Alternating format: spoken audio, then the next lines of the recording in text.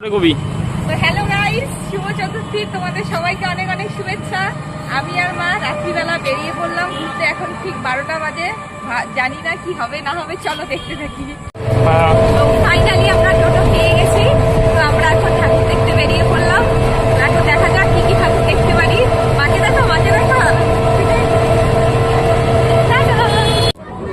তো আমরা এখন আছি বোর্ডিং পাড়াতে, ঠিক আছে। দেখো বোর্ডিং পাড়া বেশ হালকাই আছে, অত ভিড় নেই। এই হলো ব্যাপারটা। মা কিছু বলবা?